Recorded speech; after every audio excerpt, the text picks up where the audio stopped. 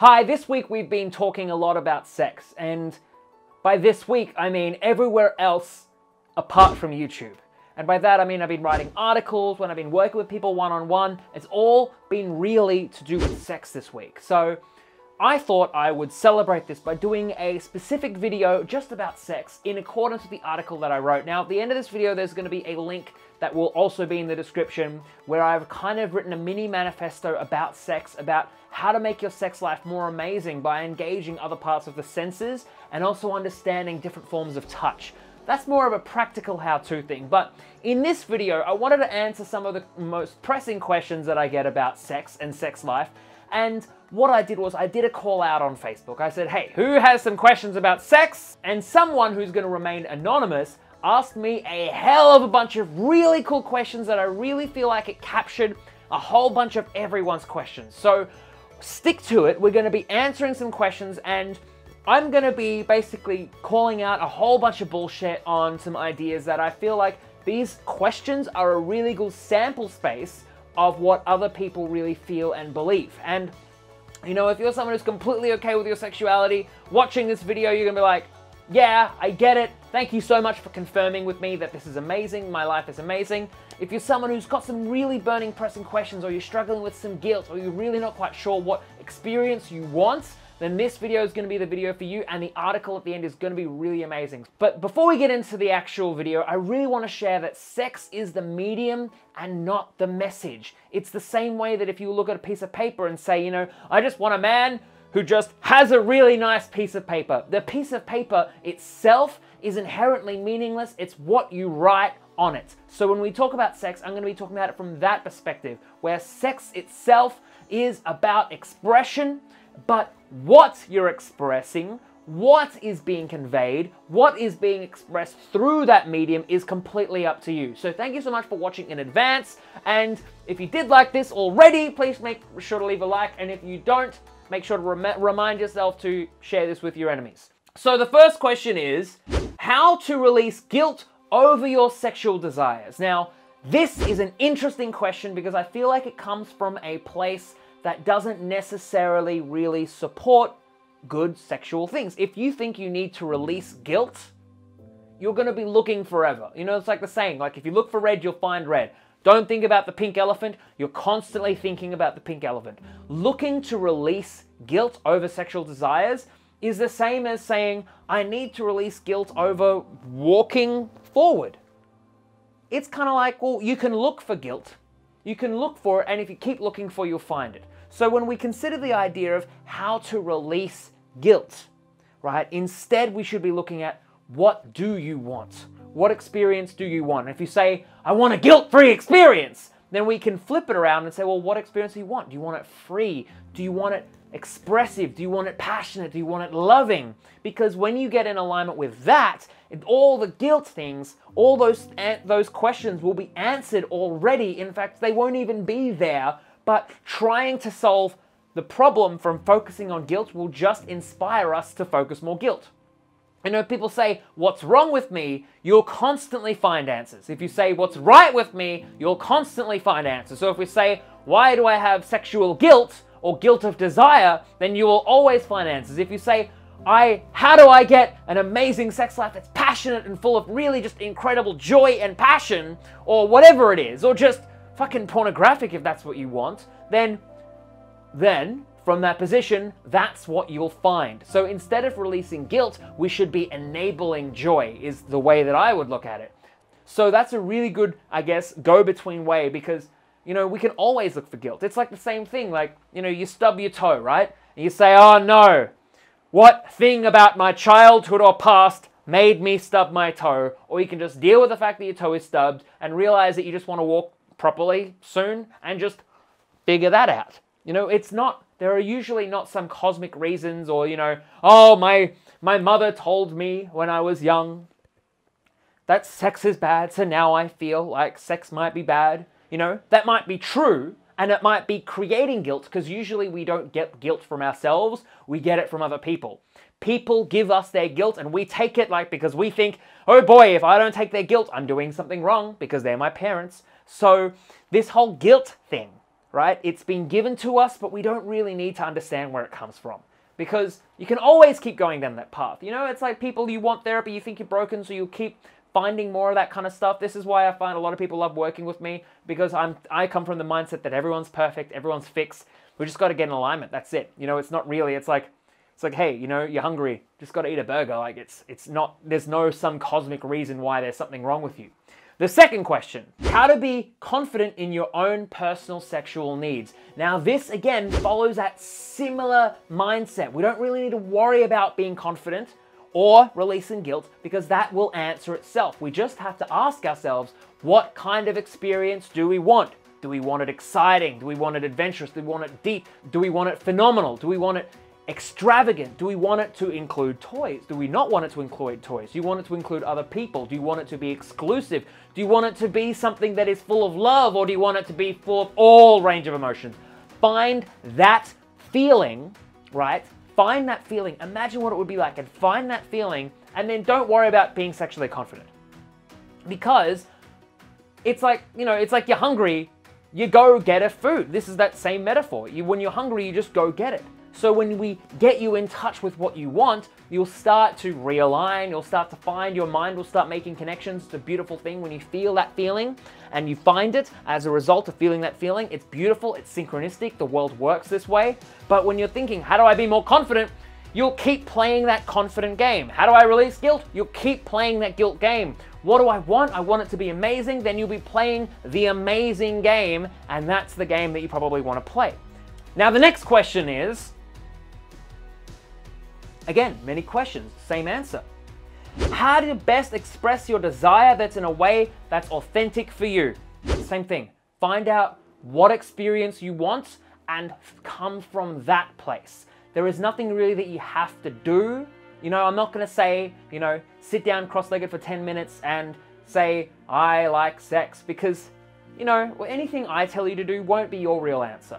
You know, that's what I find is some people come to me because they want me to tell them what to do, and I don't tell people what to do anymore. You know, I might give them a hint, I might tell them something that works for a majority of people, but that's not you. That's not your specific, unique situation for what you're in. Sure, there are trends, but we want to work with you and what you want. So what's authentic for you might be very differently authentic for me. So, but when we find that frequency, that emotional state that you will be in when you're in that sexual expression, and we feel that without the sexual expression, let that be the thing that drives you to express yourself in the authentic way.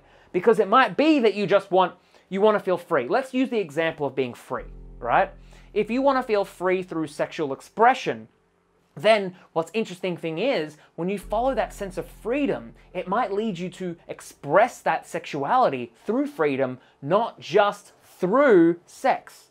It might be through adventure, through reading a book, through sitting at home, through going out. But whatever it is, as long as it comes from that adventurous place, that's how you probably meet this amazing sexual partner. That's how probably you'll meet this amazing partner. But more specifically, right, what will happen is that when you're in touch with this emotion, it won't matter because you will already have got the results emotionally. Then the world will then come up to speed. This is what I love. I love it when people, they decide now that nothing else will matter, that I already have the results I want, and we feel it, and then the world catches up. It's such a beautiful thing. And this is what this is about. It's feeling what you want, what experience you want, and then allowing the composite parts to come together as a result. So then the next question is, how to express sexuality in a more feminine way, because sex is seen as a masculine, energized thing.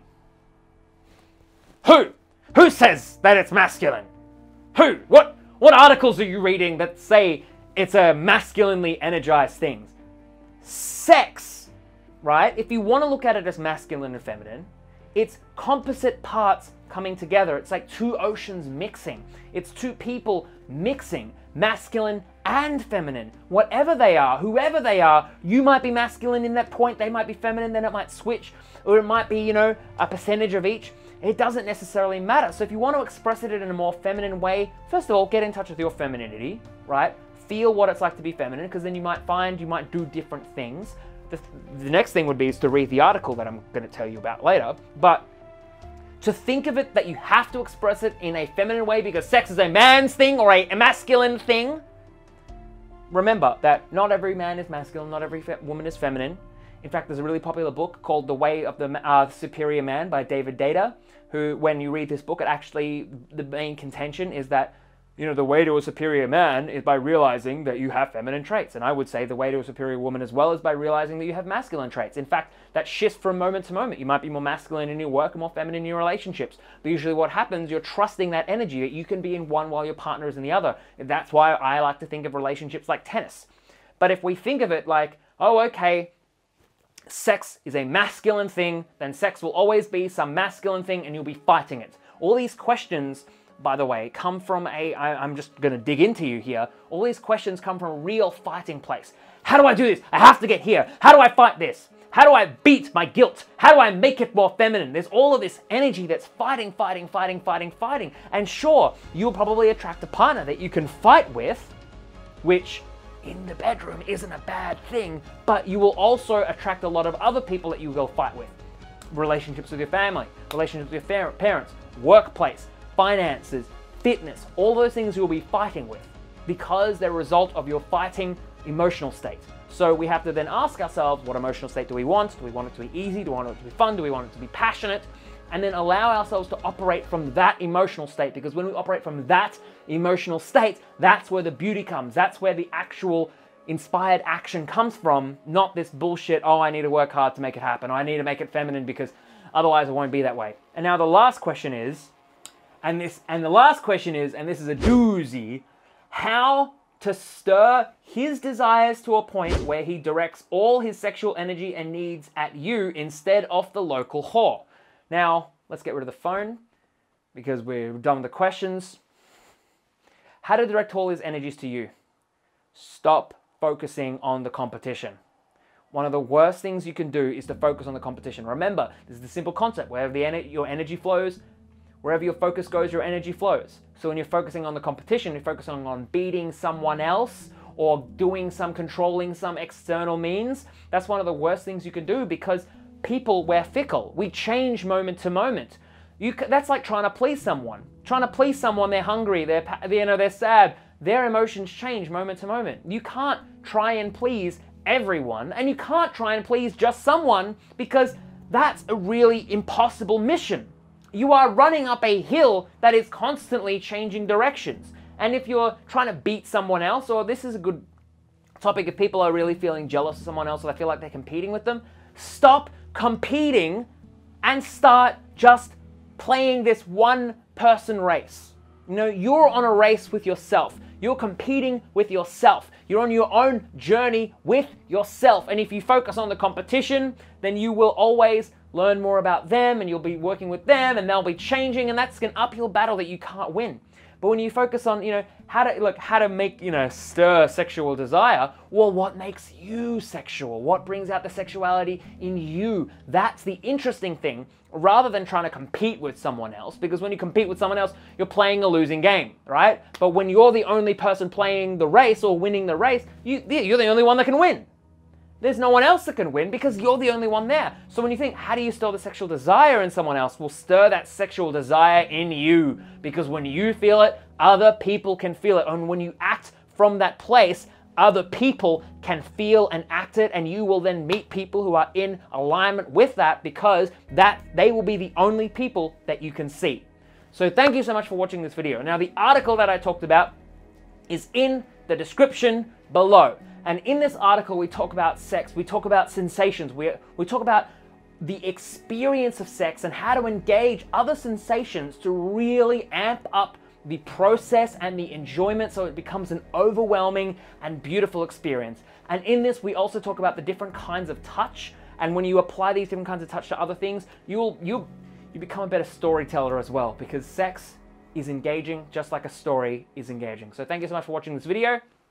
If you did like it, make sure to leave a like, because if you did, then I like you. And make sure to subscribe, because if you don't, Sex will be banned. There'll be a sex prohibition on a global scale. And if you do want to work with me one-on-one, go to loveonmyterms.com. If you want to try out my 7-day self-love course, it's a 7-day at-home meditation course. That's 7dayselflovecourse.com. And for any more articles, videos, and things like that, go to gethimhooked.com. Thank you so much. I love you, and we'll talk soon.